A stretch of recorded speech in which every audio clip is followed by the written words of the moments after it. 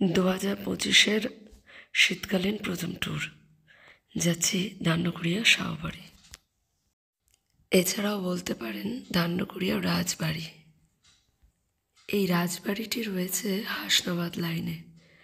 আমাদের নামতে হবে কাঁকড়া মির্জানগর স্টেশনে।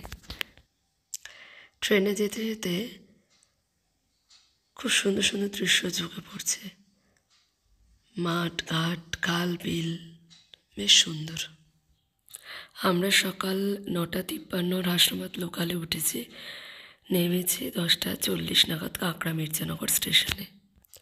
স্টেশন থেকে টোটোতে প্রায় 25 মিনিট পৌঁছে যাব ধান্যকুড়িয়া শাহবাড়ি। এটি শাহবাড়ির মেন ফটক, বেশ উঁচু।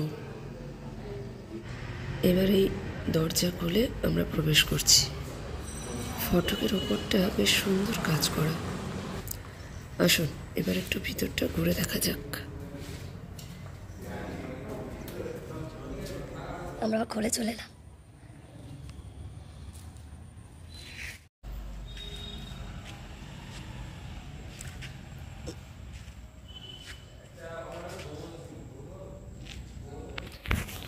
এইবার যে রুমটি দেখছেন, এটি একটা ওয়েটিং রুম। বেশ সুন্দর সাজানো গোছানো, কাজ করা।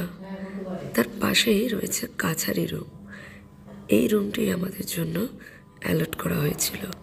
আমরা এই রুমটিতেই স্টে করেছিলাম। একটু ফ্রেশ হয়েই রাজবাড়িটা ঘুরে দেখছিলাম। বেশ সুন্দর কাজ করা, কতটা উঁচু। আর এই কতগুলো খাড়া খাড়া সিঁড়ি ছিল, সেগুলো দিয়ে দোতলায় গিয়েছি, দোতলা থেকে 3তলায় গেছি। চলুন দেখি। এইটি ছিল দোতলায় উঠে সিঁড়ি। দেখছেন কত খাড়া খাড়া সিঁড়ি, খুব উঠতে কষ্ট হচ্ছিল।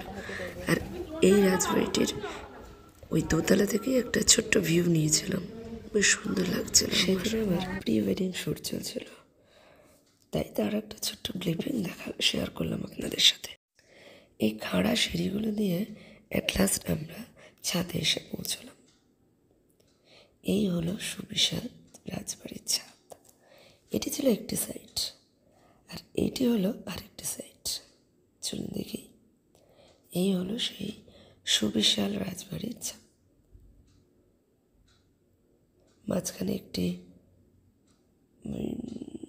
নাট মন্দির টাইপের ছিল, আর এগুলো হলো কতগুলো হোল ছিল পাঁচিলে।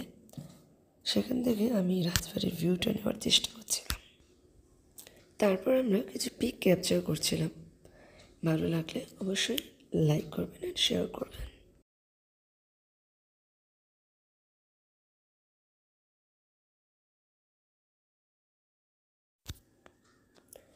রাজবাড়ির আশেপাশে কিছু ঘোরার জায়গা ছিল, আরও কিছু রাজবাড়ি, রাস মন্দির, শাওদের নিজস্ব মন্দির ইত্যাদি জায়গায় ঘোরার জায়গা ছিল। এমনকি শাওদের পুরনো রাজবাড়ি, টুকটাক সেগুলোই ঘুরে দেখছিলাম।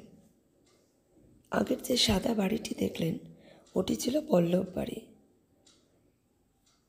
ওটিকে আবার পুতুল বাড়ি নামেও বলা হতো। এই যে সাদা মন্দিরটি দেখছিলেন, এটি হলো রাস মন্দির। আর এখানে এইটা ওখানকারই একটি পুকুর।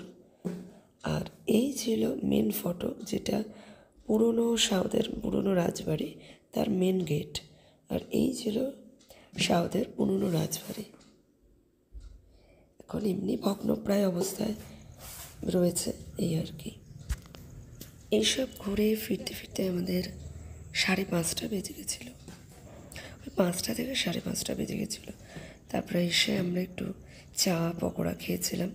খেয়ে তারপরে এই নাইট ভিউটা একটু জাস্ট রাজবাড়ির নাইট ভিউটা কেমন হয় সেটা একটু ঘুরে দেখছিলাম। তারপরে আমরা আস্তে আস্তে ফ্রেশ হয়ে ব্যাগপত্র গুছিয়ে আমরা রওনা দিয়েছিলাম বাড়ির পথে। ভিডিওটি যদি ভালো লেগে থাকে তাহলে অবশ্যই লাইক, শেয়ার অ্যান্ড সাবস্ক্রাইব করে দেবেন। Thank you.